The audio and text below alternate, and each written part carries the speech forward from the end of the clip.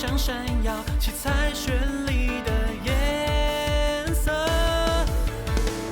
带着初心，我们迎向未知和曲折，内心中有忐忑，用自信和微笑躺平现实的皱褶。曾经在迷茫中失去方向的那一个，总有一天会看清楚如何选择。快乐就是和爱的人经历人生，紧握不弃是你让我变得完整。成败乐事让生命更加丰盛，来为自己骄傲，快放飞吧，我的青春。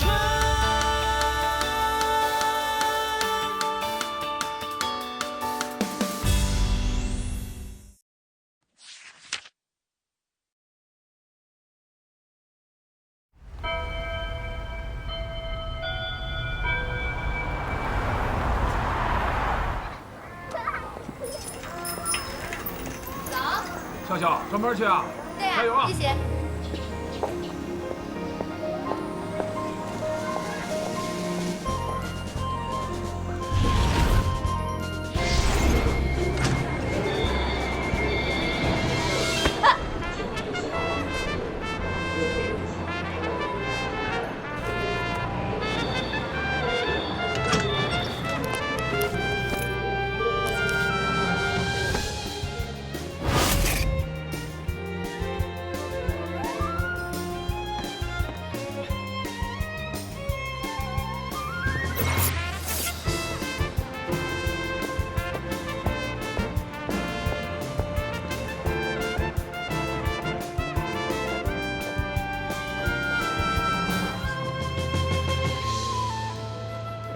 早。哎，李笑，你今天真好看。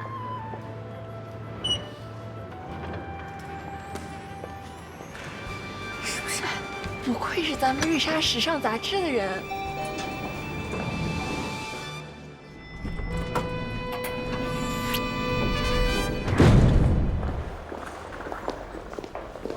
早。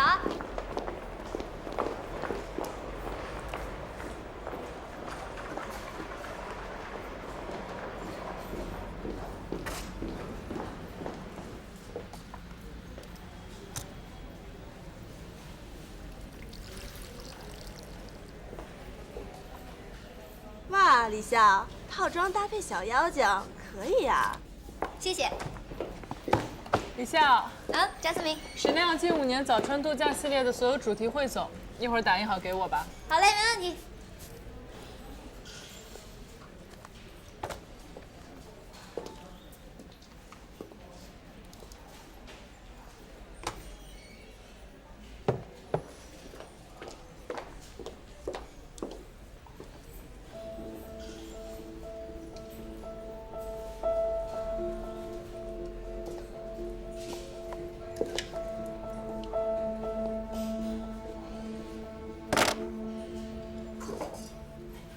小莫姐，不好意思啊，椅子舒服吗？还可以。小莫姐现在是在负责女性权利套装的选题吗？对呀，怎么样？姐挺好的，就是有点问题。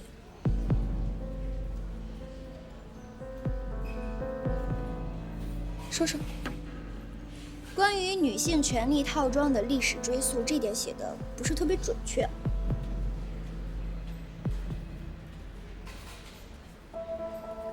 你看，你这里写到的，去年年末到今年年初，灰色格纹外套的复兴让女性权利套装再度成为了时尚的热点。那追溯权利套装的历史，Yves Saint Laurent在1966年推出的女性职业套装是权利套装的正式兴起，这一大段写的都是不对的。因为事实上，1966年 Yves Saint Laurent 推出的职业套装叫做 Le Smoking， 也就是吸烟装。一直到了80年代 ，Giorgio Armani 跟 Calvin Klein 才用更宽大的轮廓和工整的剪裁，为时装界带来了真正权利套装的概念。这个才是女性权利套装的形成的标志。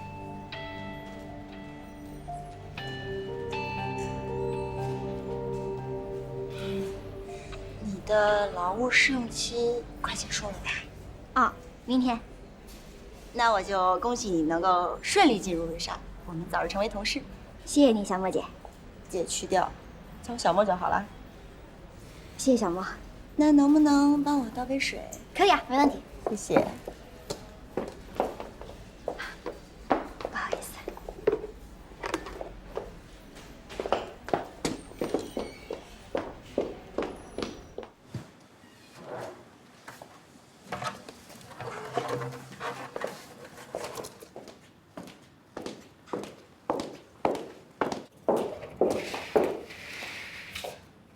小兰，这个都让你搬啊？快抱。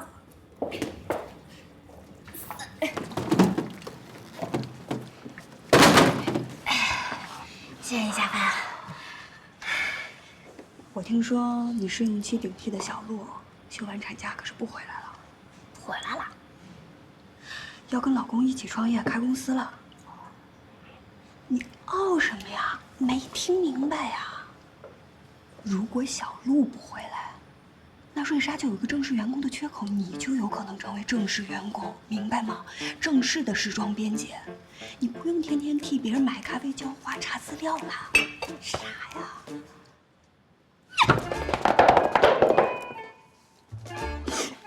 成为瑞莎正式的编辑了，下班了。8岁那年，我跟着我妈看电影，赶上赛事。如果我要成为正式员工的话，那我这梦想我不就实现了吗？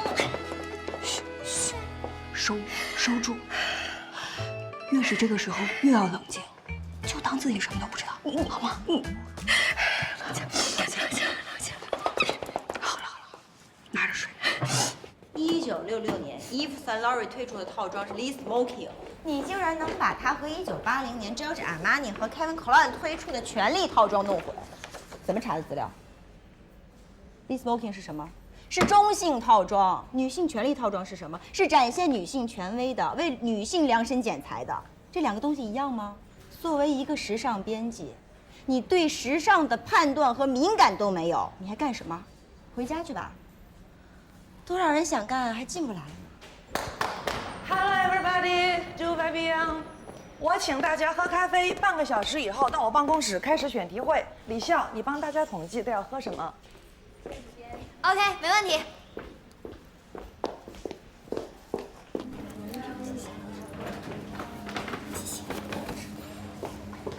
下班，帮我拖一下。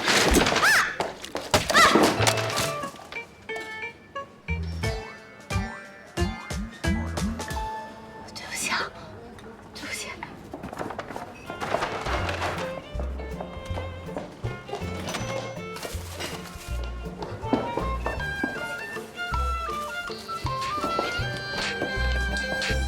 喂，夏凡，怎么还没来？我洒了一杯咖啡。洒了一杯咖啡重要还是开会重要？是不是傻？我洒的是曼达的 Double Espresso， 闹呢？那怎么办？我再买一杯啊。先生，不好意思，我一会儿帮你收拾啊。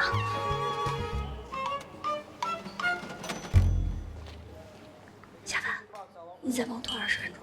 20分钟？你干嘛呀？现在排队人太多了，你再帮我拖住啊！不说了。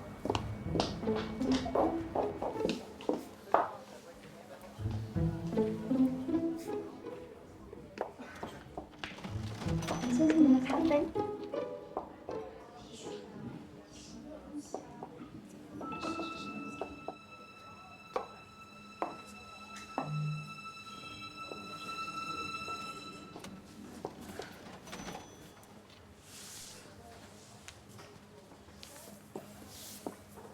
跟你的一样，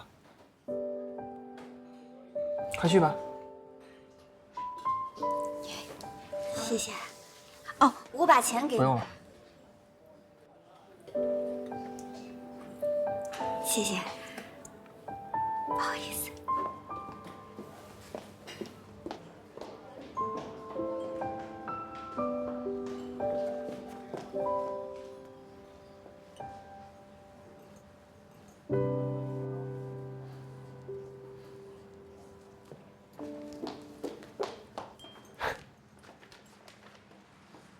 我跟总编一起商量了很久，准备出一本叫做《瑞莎 Plus》的副刊，增加以男模为主的内容，主打素人。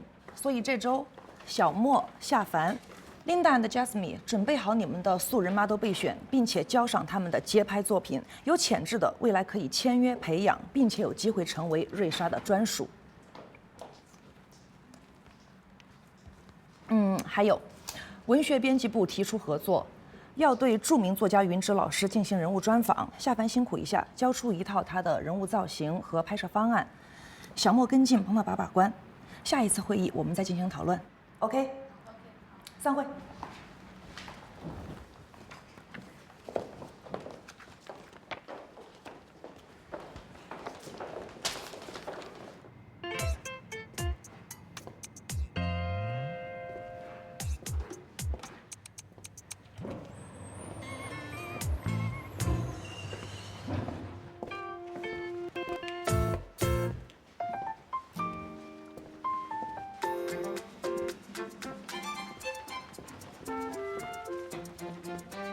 你给排版公司打电话，催一下那个绘本的排版，都快1个星期了。现在就打。胡编辑，这是陈阳给您的3稿。啊，我知道这个，行。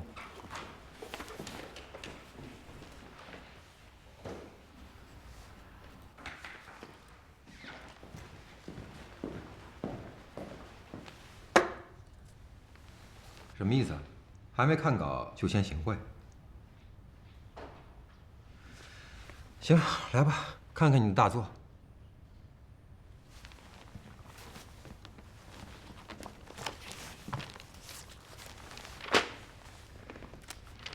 无足之，大哥，什么情况？能不能弄个干净的？我怎么看？无足之什么？不认识啊？我说你好不容易写本书，连书名我都看不懂，你觉得会有人买吗？那是你看不懂，不代表别人看不懂。这个字儿念志，无足之志。哦，念志，我学会了。哎，你这笔名耒阳，这是个地名吗？如果你想用地名做笔名的话，你为什么不挑个好听点的？比如说杭州，要不成都也行，至少有首歌很火。要不就来个重口味的松花江。可是你弄的这什么？你这个书名还有你的笔名，我都不明白你想表达什么。你觉得普通读者能明白吗？你还好意思说你不明白？你一个东凡出版社的大编辑，连无足之志的志你都不认识？你以为我真不认识这个志字吗？志，没有脚的虫子。你这个无足之志，用通俗的话，意思就变成了没有脚的虫，是重复，知道吗？还作家呢，连个书名都有语病，你好意思吗？拿回去，改。我可告诉你啊，这个书稿可是你约的，你至少得看完吧。别蹬鼻子上脸啊！要不是看你有点小才华，我才懒得帮你。你改还是不改？你不改，我就不看。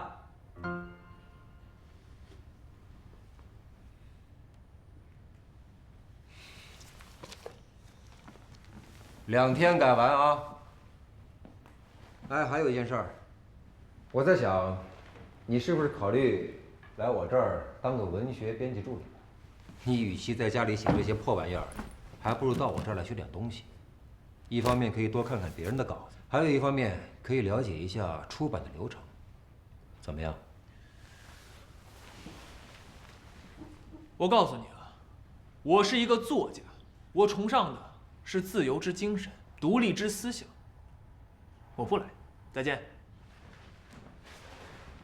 站住！回来！拜拜。2天啊，改。下凡，极简主义搭配橙色背景，造型跟服装就沿用云芝老师平时的传统风格，拍摄场景用在办公室或者家里之类的。这样方案那云芝老师的作家身份无法提起。有一些其他案例，我都给你打印出来了，挺好看。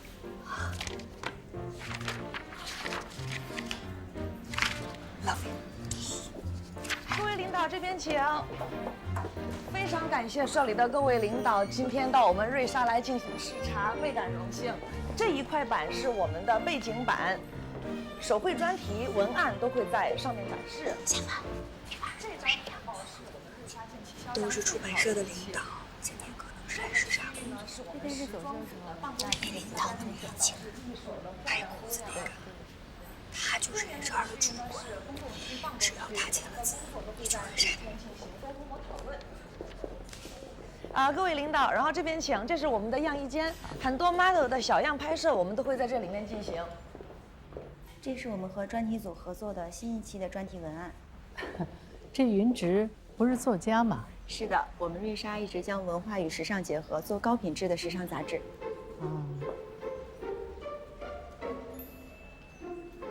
请，谢谢。奶奶你好。啊，你在叫我吗？啊，叫谁奶奶呢？奶奶，你是丢了一串耳环吗？我今天没戴耳环啊。说的是这个。啊，说的是我的胸针啊。胸针？好吧，暂且先管它叫胸针，但它其实就是耳环，对吧？您看它的质地是银质镂空的，几年前 Chanel 跟 Handler 都出过这种公益主题的耳环。如果我没记错的话，您这一款应该是几年前纽约珠宝秀上展出的。你确定？我确定。李笑，资料打了吗？等会儿啊，而且我还有另外的根据，因为是从您的气质上判断，我觉得您应该是比较欣赏对称搭配的美学，所以您应该是丢了一个，把另外一个当成胸针戴了。啊，但其实这样戴也挺好看，但毕竟是耳环嘛，还是希望您能找到另外一串。行了，该忙什么忙什么去，文案都做了吗？做了。不好意思，这是我们的实习生，平时爱较劲，有什么说错话的地方，希望您别介意。我没介意，他分析的还挺有道理的。叫什么名字啊？我叫李笑。学校的校啊。这么巧，校对的校。实习生什么时候转正啊？应该快。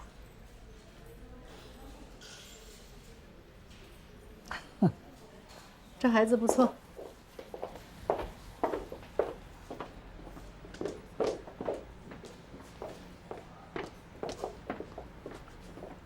说好的沉住气呢？我刚没沉住气吗？人家是领导，你叫人家奶奶，那挺和蔼的呀。什么叫应该快转正啊？你多会儿能改改啊，笑。我觉得挺冷静的。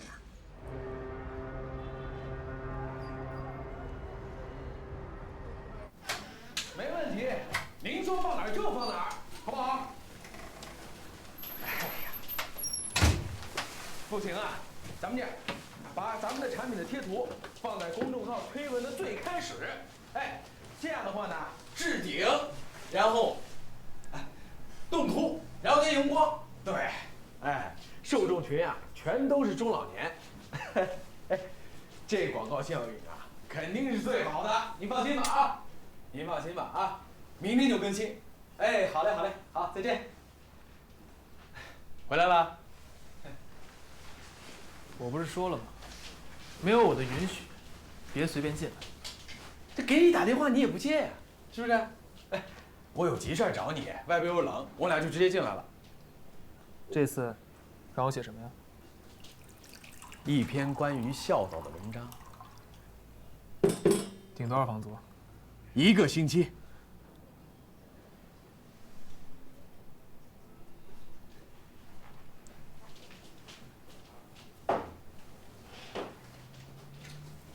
哎，你看看，我这引文，家里父母健在的一定要看，多吸引眼球啊！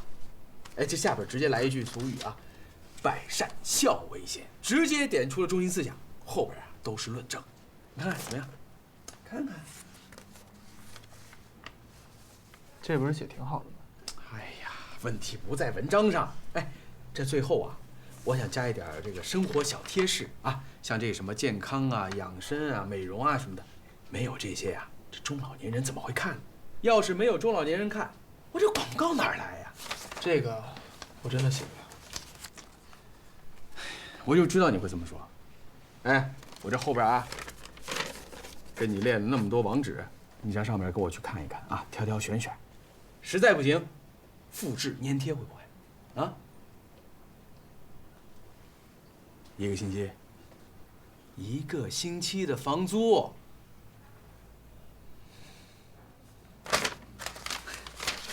对啊。哎呀，啊，别折腾孩子了，就睡我这儿吧。哎，也行。哎，你是抓点紧啊，明天上午我一定要来拿的，下午就要发了，知道吗？辛苦了啊。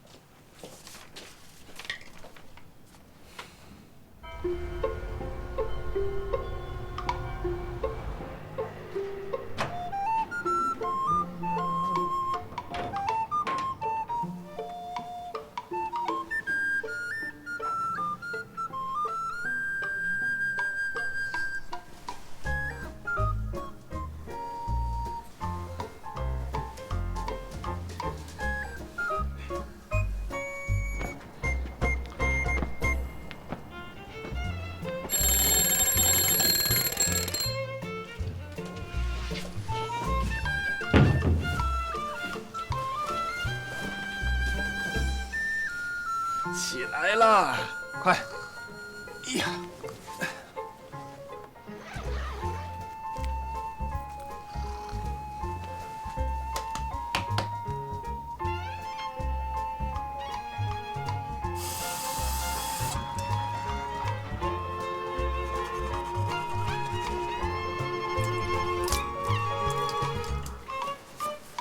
哎呀，好了啊。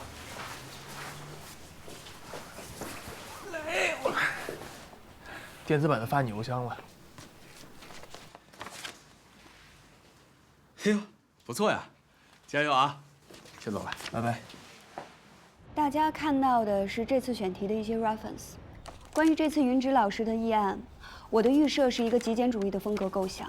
极简主义不是反物质主义，也不是禁欲主义，而是明确自己的心之所向，追求自己所需的物质。极简主义者一般都有坚定的生活态度和强大的自我判断能力。我觉得以上的这些都符合云芝老师的作家身份，同时也契合了专题编辑给予我们心之所向的这样的一个主题。在大片的拍摄上，我觉得就是云芝老师日常习惯的穿搭，配合井然有序的工作环境，进一步的突出云芝老师的心之所向这一面。专访的内容我已经听得很明白了，可以按照这个方向来。但是关于这一次大片的拍摄，你确定你对极简主义的理解没有什么别的误解吗？难道极简主义就一定是极其简单吗？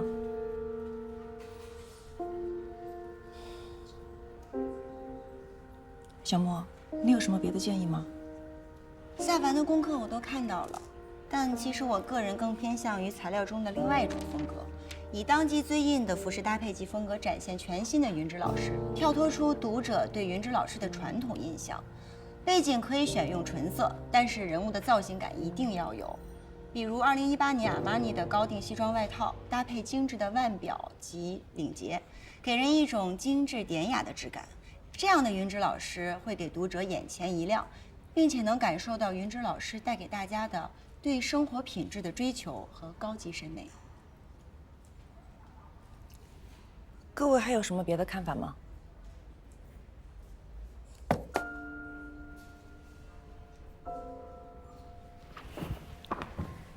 主编，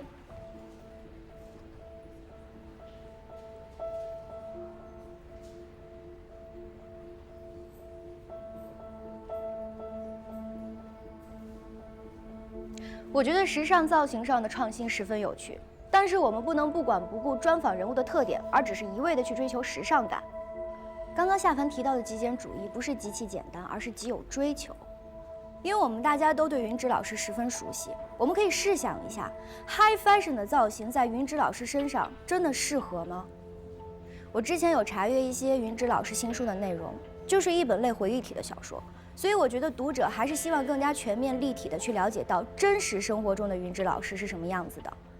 那云芝老师的造型我们可以稍微做一些调整，我们可以选择丰富一些的服装搭配，但是场景搭配我们还是要落回到云芝老师日常的生活和工作的场景，用生活流的质感来呼应云芝老师文字的气质，我觉得这样会更好。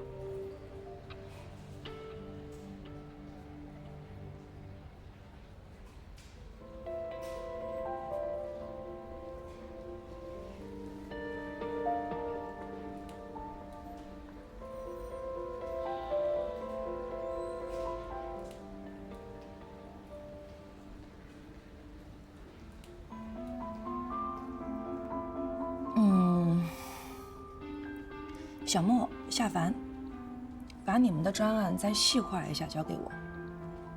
李笑，你也准备一份，我再考虑看看。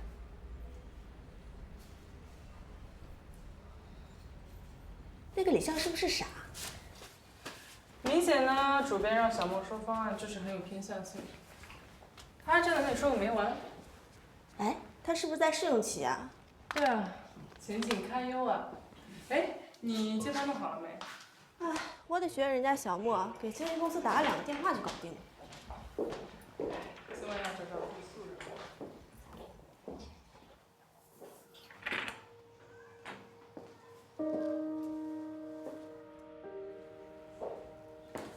心里不平衡？没有，每个人都有自己的方式嘛。那就是已经习惯了，所以你得这么做。小莫的做法我虽然不完全赞成，但是他至少达到了我的要求。夏凡，现在这个社会没有人在乎你在坚持什么，他们只在乎你能不能拿出成绩。时尚编辑这份工作，有多少人争着抢着想要做？如果你做不好，无非只有2点：要么态度有问题，要么天生审美有问题。不过你的那个小师妹就很有想法。李笑在实习期间真的特别认真，而且他是我们瑞莎的忠实读者，对于时尚也有一些自己的见解。就是他有的时候性格有点冲动，说话做事儿都不看分寸，而且他不知道那个是您的提案，对不起，您多多体谅。你觉得我是那样的人吗？这样吧，还是按照你的提案方向走，但是一定要做一点调整。好，我一定会好好看您的提案的。OK。哦，对了，素人 model 的备选你还没有准备好，抓紧了啊！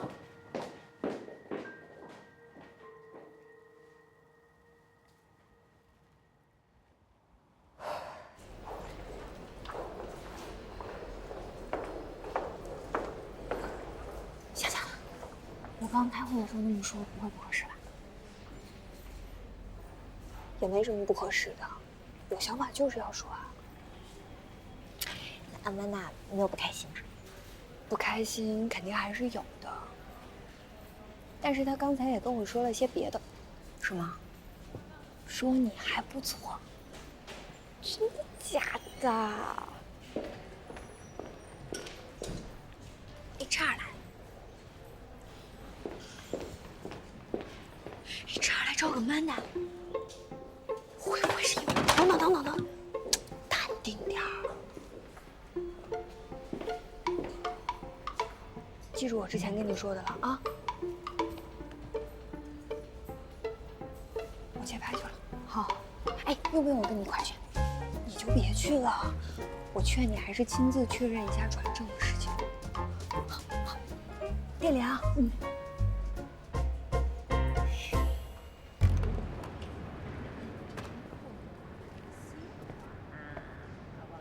你看，还是个演艺的。正好我今天下班见男朋友，正好可以借我涂一下。帮我开下门。哎，去哪儿啊？这是？文学编辑部。登记。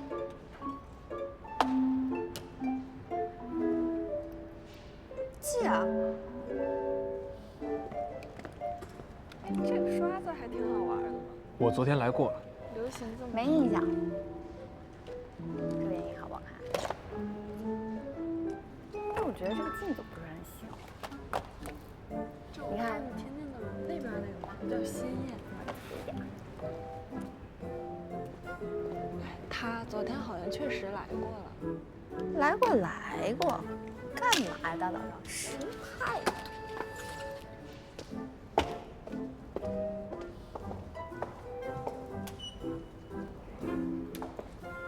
下次记住了。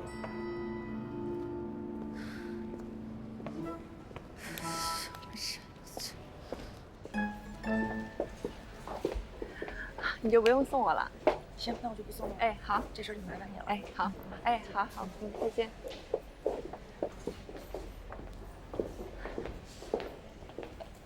李笑是吧？啊。你好。你好，是这样的，你的实习期到今天就期满了。谢谢你对瑞莎做出的贡献。从明天起你就在家等通知，一有消息我会第一时间告诉你。好，那我在家等您电话。哎，那就这样，再见。好，再见。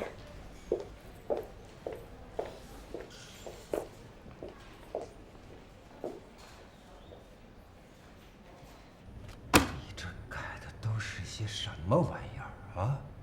小说开篇第一段不到100个字，你搞了10几个生僻字。如果你是读者的话，你读到这样的书，你是什么心情？我告诉你，你这个是对文学的践踏。我不践踏你，市场部就要践踏我，知道吗？我告诉你，我无欲担任责任编辑的小说。销量必须要保证，而以我的经验推测，你这本破书卖不过500本。记着，周子墨，文学也好，艺术也好，只要是脱离实际生活和大众情感的无病呻吟，都是扯淡。你刚才说什么？卖不过500本？吴玉，我告诉你，如果我的书卖不过500本，我就当着你的面把我的书吃了。太棒了，真的，我好期待呀！哎，咱们不用等到书出版，现在就可以打这个赌。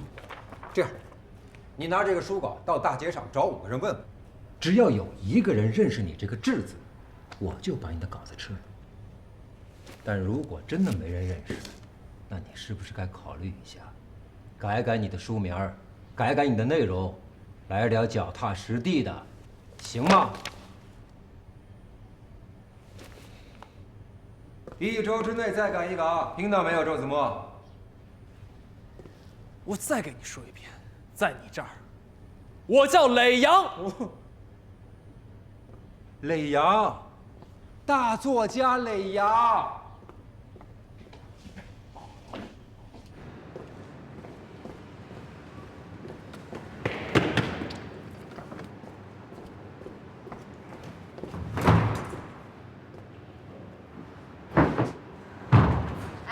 注意点啊！损坏料赔偿，赔得起吗？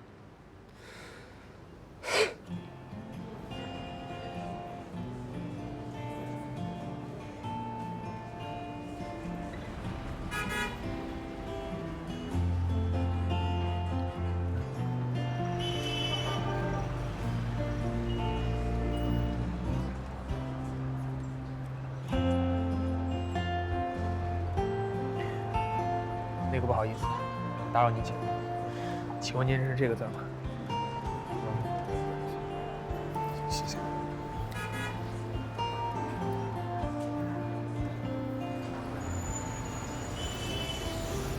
打扰您一下，请问您认识这个字吗？无足之。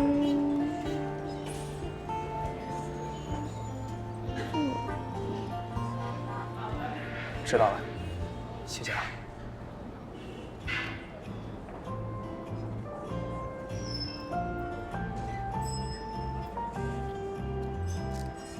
不好意思，打扰一下，请问你认识这个字吗？谢谢。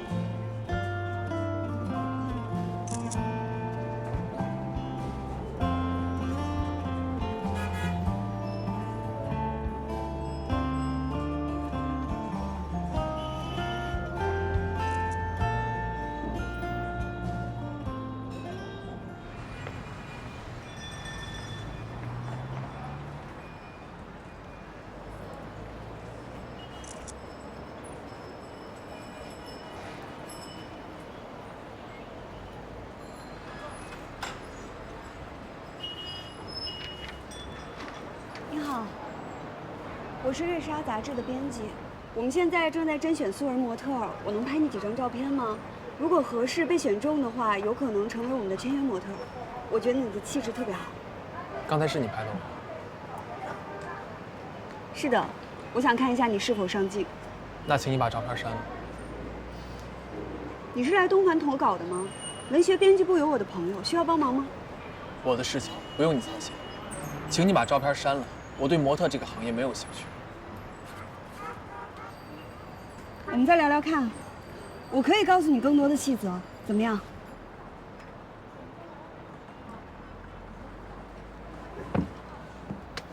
我对这个行业没有兴趣。这是我的相机，你在干嘛？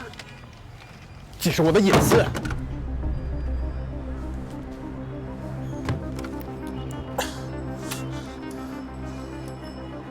照片我删了，卡我会还给你。你站住！我现在的相机坏了，里面有我工作的资料，你知道吗？我说了，卡我会还给你的，相机我也会赔给你的。那你给我留个电话，名片总有吧？你在哪个杂志上？瑞莎杂志。好，相机我会还给你的，就这2天。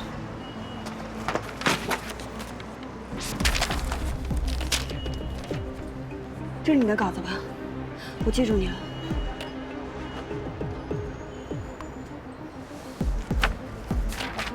就算你不这么做，我也一定会赔给你。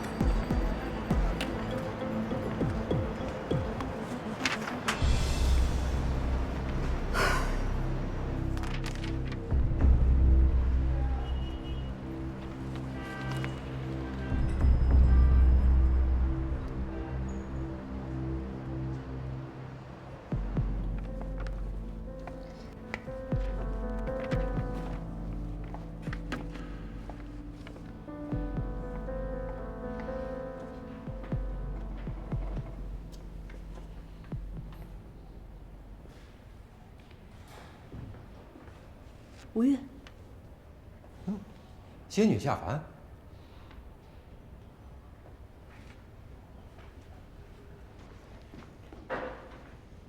怎么了？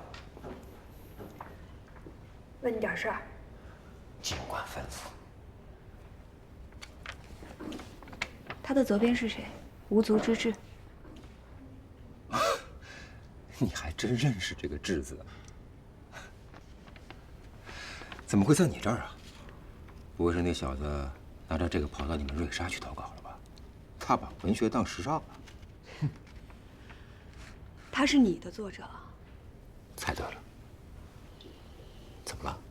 我在街上找素人模特儿，拍了他2张照片，他不愿意，嫌我相机摔坏了。他？那得赔呀。要赔的，他说了。对呀，必须得赔。你放心，这是我的作家，他要是跑了，还有我。我不是这个意思。我要找他这个人。我过去了，我想他。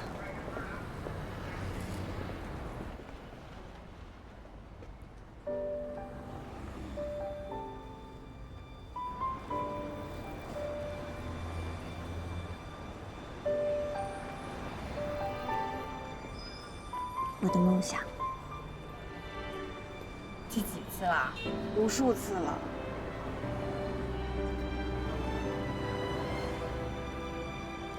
我生之前2岁。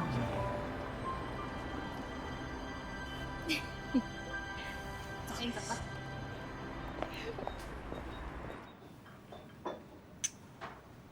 哎，是不是应该说点什么？说呀什么？预祝一下。预祝什么呢？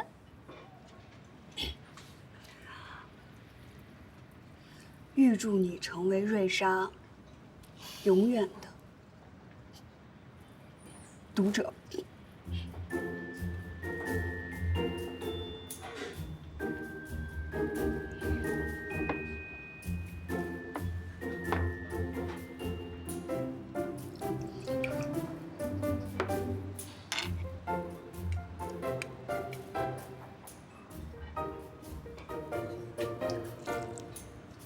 我就是开个玩笑，怎么那么小心眼啊？一点幽默感都没有。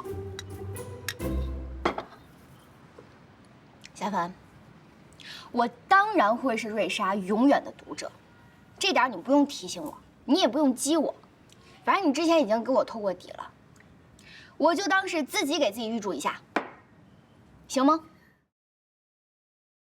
黑夜里的星光，像你眼睛明亮。我在人海茫茫，寻着他的方向。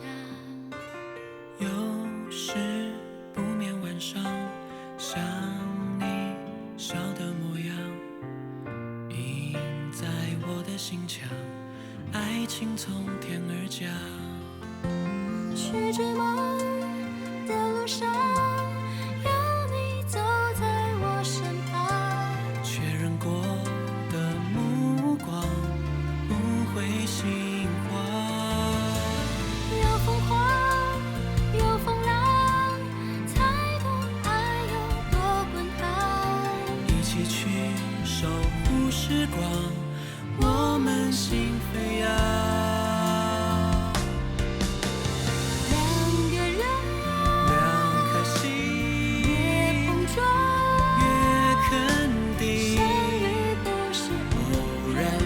生的命运，再流泪不后悔，再受伤也珍贵。为对的人才绽放明媚。我的手交给你，让时光来证明光阴荏苒，不留遗憾。别辜负我们对时光。